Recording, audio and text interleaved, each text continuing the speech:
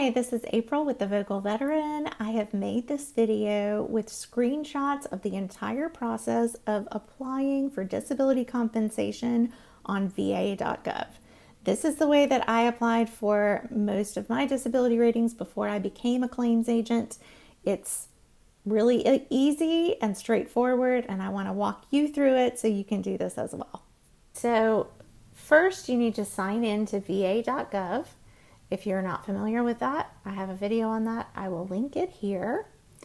When you have signed into VA.gov, it will pre-populate step 1 with all of your information. So step 1 is all of the service information, your branch of service, your dates of service, your address, like all the basic stuff is on step 1. So after you've signed into VA.gov, they already know all that information. So step 1 is just confirming everything. And then you move to step 2. And you see it says, please tell us the new conditions you want to claim. And so then you're able to type in however many conditions you want. You can see here, this one is something left and something right. If you have the condition in both hands or both legs, you need to separately claim each of those.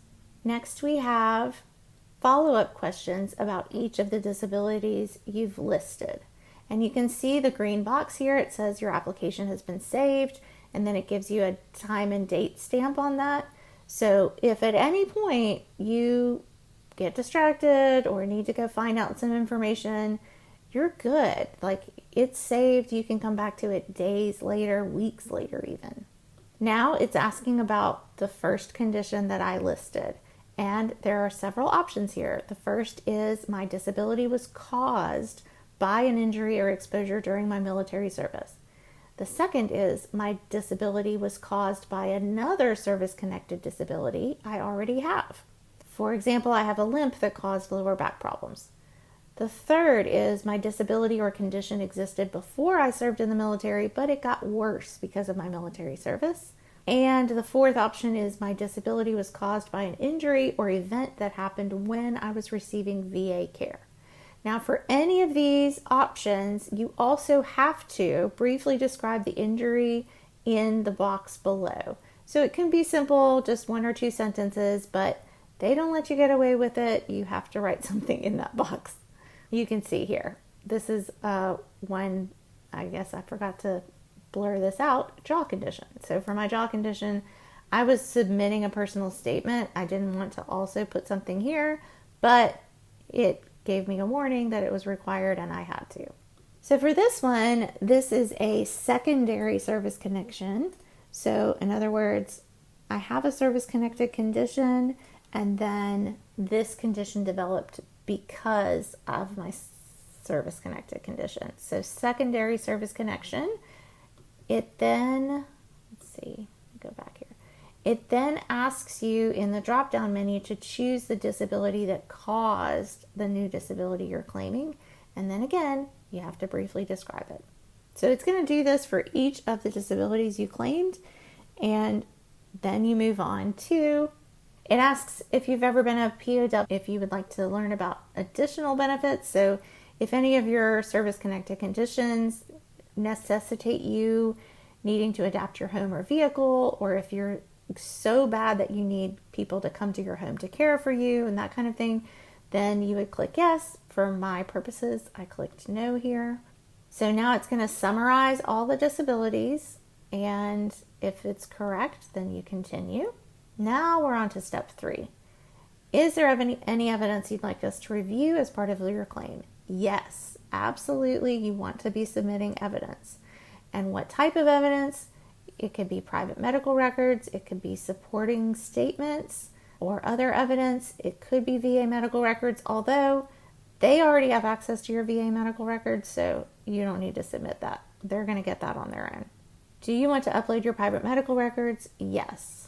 Now, if you are finding this helpful, please consider liking and subscribing to this channel. It helps us to grow and for other veterans to find this really great information. It's going to give you guidelines for the files that you're uploading. It tells you can do PDFs, JPEGs, blah, blah, blah. In my experience, PDF is pretty much the only thing that isn't going to give you problems. So I recommend PDF, PDF, PDF. It's just easier for their system, and that makes it easier for you too. So after you've uploaded all your evidence, then it's going to give you a summary. So you have evidence that are private medical records, and then you have supporting evidence, which are your lay statements, your buddy statements. I've had a few surgeries because of service-connected conditions. I like to provide pictures of what the recovery process looked like so they can get an idea of what your life is like living with these conditions. All right, now it's warning you that you might receive a phone call from an unfamiliar number to schedule your exams. So these are called compensation and pension exams, or C&P exams. They are done by a number of different vendors. They list 3 here. I think there are more now. You maybe, like me, have your phone set to not disturb you with phone calls that are not in your phone, because we all are getting tons of spam calls now.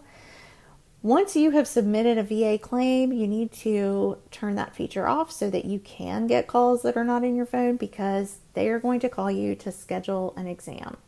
These exams are very important, and they will ask you about your availability, but they may or may not consider that when they schedule the exam.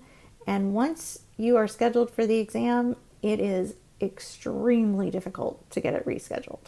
So just know that. You might even want to time the submitting of your claim to a time frame when you know you're going to be most available. So for instance, if you're a teacher or a student and your summer is your most available time, you might want to consider that and submit a claim like in April or May, because you know you're going to have the most availability for exams over the summer.